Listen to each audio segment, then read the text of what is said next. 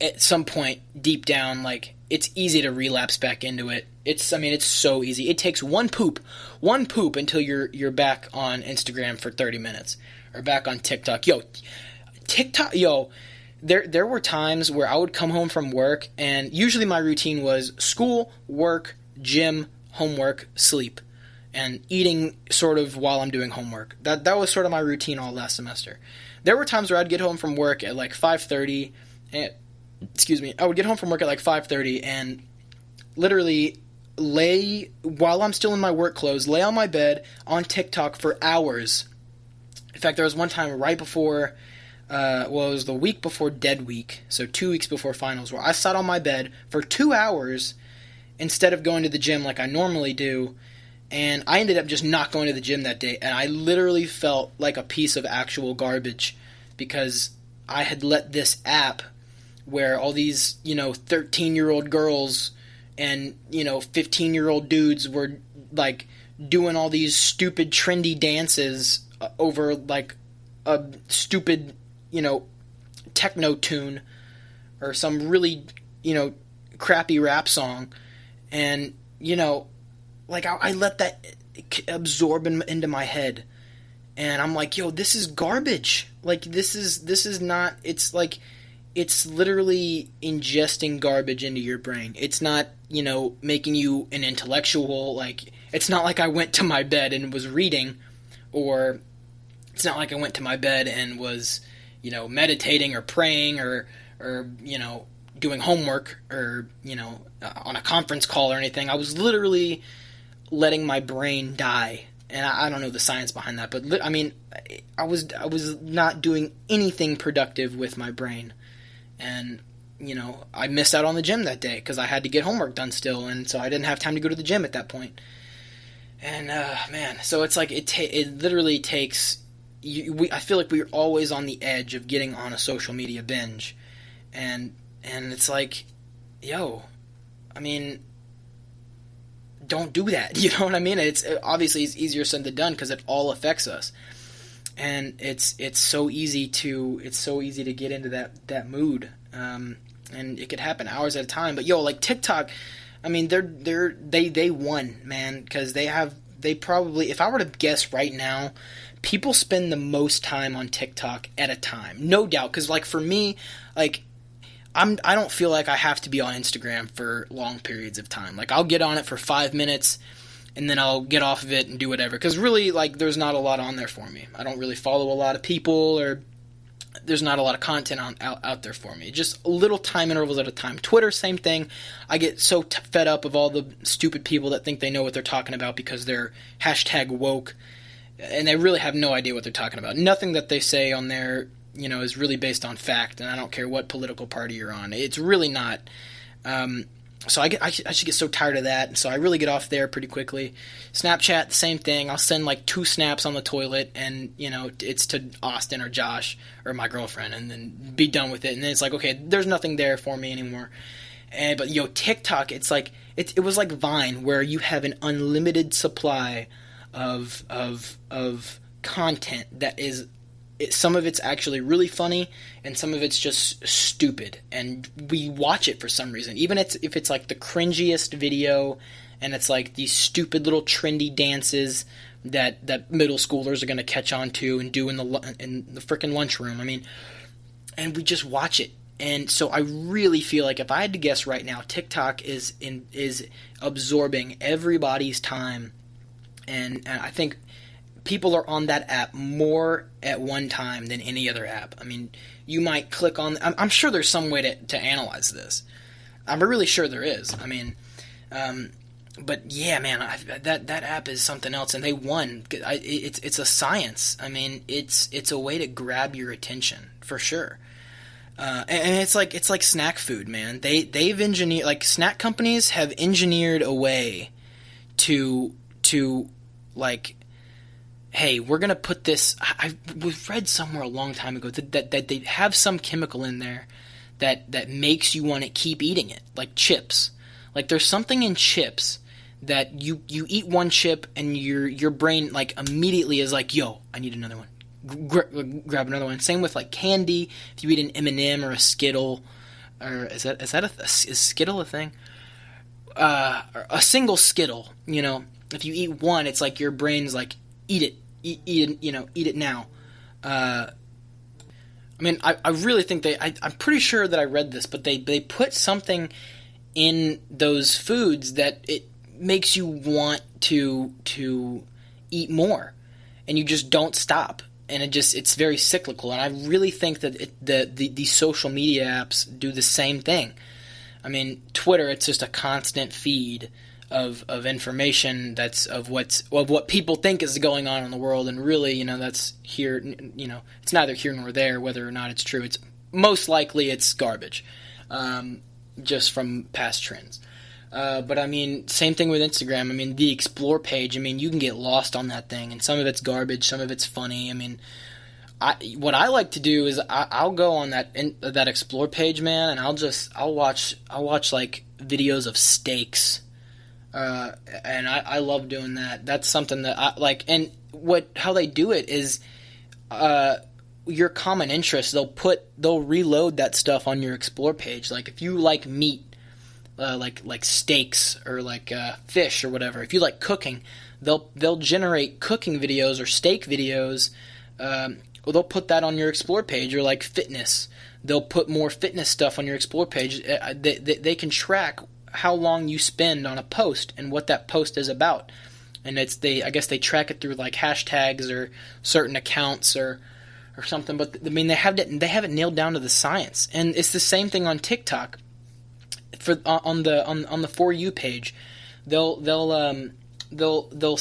able to track somehow the post that you like, the post that you agree with, or that you comment on, or that you spend the most time watching, the most time viewing, and they'll put those on your Explore page. Like I tested this actually, because I was noticing that For You pages were different, and so I tested it. I only liked videos of like one single topic. Like I only liked videos of these dudes that were like preaching the gospel, and I've seen a lot of them on there, which is really cool. Because there's a lot of bad stuff on that app. But so I tested it, and so I was getting all of these dudes that were talking about like the existence of God and like trying to argue the way through that of why God exists. And so I was only getting those for a while. Okay, then I stopped doing that, and I only liked videos that were like funny. And then I was getting all these comedy videos, and it literally only took like a day for it to, respawn. Not even that. It might have taken, 5 minutes. Of course, I was just off of it. I might have just been off of it for a day, and I got back on. So literally, like, I mean, they have it nailed down to a science. And I think it's like anything. I mean, I'm sure that Netflix does the same thing with the shows that you like. They have that match percentage thing, and that's something else, man. But it's a dangerous thing to get caught up in. I mean, it literally is an addiction. I mean, it literally is. So that's something that, of course, people are always going to talk about their New Year's resolutions. And I was talking to my girlfriend this morning, who I want to have on the show. She's going to be on the show, and her sister Adriana, I promise. Where like, dude, I forgot what I was going to say. What the heck? Oh, New Year's resolutions. I was talking about New Year's resolutions with her this morning, and because we have a friend that wants to start going to the gym. Shout out Kendall. And she wants to go every other day. And I said, everybody in America is going to say that they want to go to the gym. Every year they have said, everybody says that they want to start going to the gym, they want to get in shape, they want to start eating right, and that's great. I mean, there's nothing wrong with wanting to do that initially. The hard part is doing it. And so what I told her is, like, instead of going every other day, go every day. Like, just jump all in. And, that might not work for everybody. That might just be too much. But for me, at least for me, because in past experiences, like, I remember way back when I was younger, in, like, my second season of tackle football, I remember we would have practice every other day. And I would love coming home from practice and knowing that I didn't have to go to practice the next day. I mean, this is really early on when I really hadn't fallen in love with the game.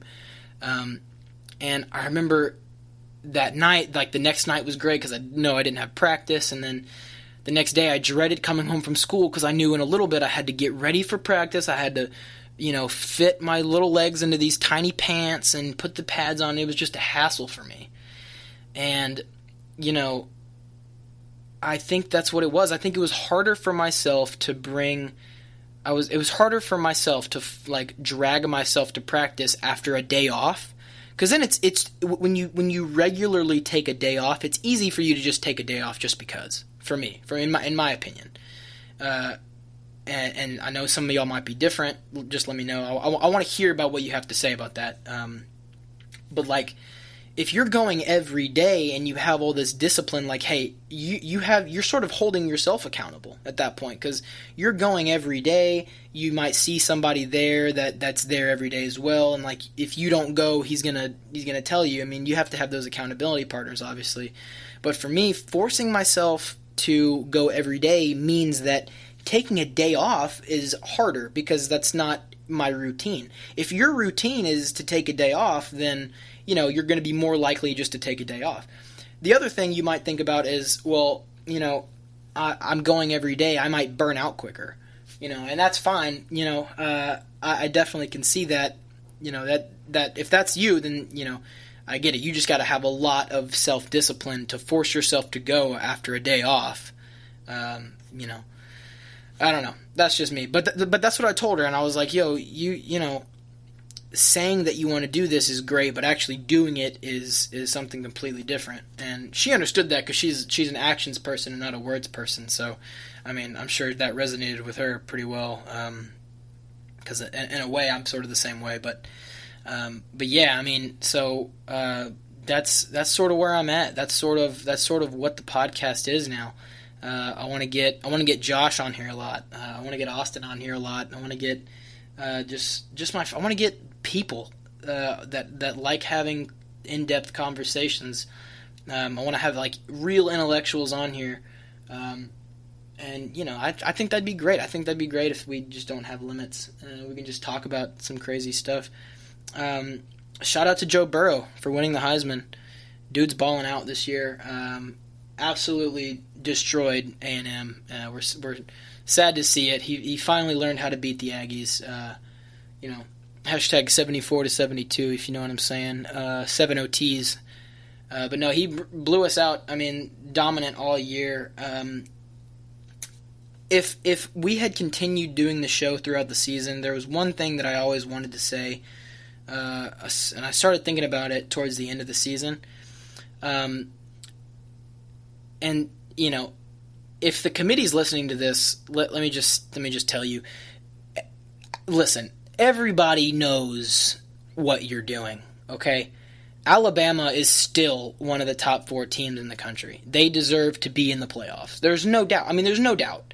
I mean, even when Tua was out, Mac Jones arguably dominated offensively. I mean, he drove that offense to success. I mean, dude really didn't make too many mistakes. He played conservatively. He threw the ball. He spread the ball around to their stud receivers. I mean, we talked about it before the season started about all their stud receivers. I mean, arguably, you could literally. I would agree with you if you said that Alabama had better receivers than LSU. I mean, I would. I think it's very obvious. I mean, they're stacked in the receiving corps. Now, so is LSU. They're neck and neck as far as receiving yards go, and that was even with Tua was out. They were still dominating. So I'm like, yo. I mean, there's no doubt that Alabama deserves to be in the college football playoffs. There's no doubt. And the reason why they didn't put him in is because viewership. I mean, really think about how these people make their money. It's viewership. It's viewership. They want people to be watching these games, and if we see an Alabama versus Clemson again, viewer for the